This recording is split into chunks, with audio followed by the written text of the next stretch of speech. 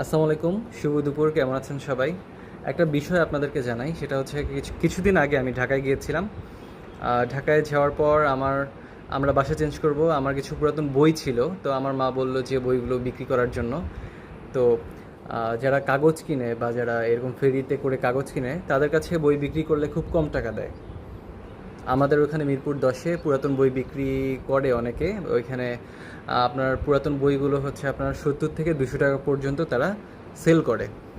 তো আমি যে ওইখান থেকে বই কিনেছিলাম। আমার আমার অনেক সময় পুরাতন বই দরকার হয়, যার কারণে আমি ওইখান থেকে যেয়ে বই কিনি। কিছু টাকা সাশ্রয় হয়, সেজন্য ওইখানে যেয়ে আমি বই কিনি।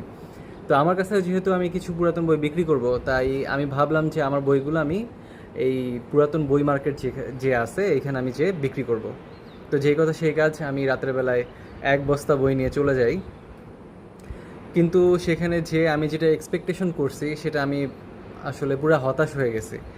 আমি ভাবছিলাম যে আমি বইগুলো বিক্রি করতে পারবো, কিন্তু সেখানে যে আমি দেখলাম যে তারা বইগুলো পিস হিসেবে কিনবে না। যে সাপোজ তারা একটা বই 70 টাকা বিক্রি করে আমাকে 20 টাকা দিত বা 30 টাকা দিত।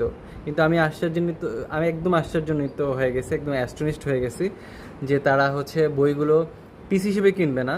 তারা হচ্ছে গুরুত্বপূর্ণ যে বইগুলা আছে, সেই বইগুলা হচ্ছে যেগুলো তারা সেল করতে পারবে, সেগুলো তারা আলাদা করলো।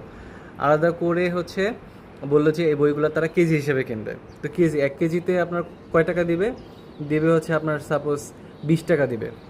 তো আমার যে এতগুলো বই, এক বস্তা বইয়ের মূল্য তখন দাঁড়াচ্ছে মাত্র 100 টাকা, 150 টাকা। এটা কোনো কথা হলো ভাই?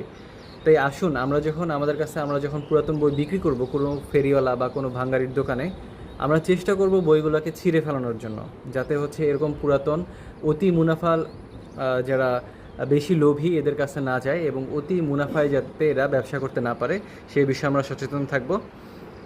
এটা আসলেই মানে সমাজ থেকে এই অতি মুনাফা এটাকে দূর করা দরকার, এবং এই অসাধু ব্যবসায়ী থেকে আমাদেরকে দূরে থাকা দরকার।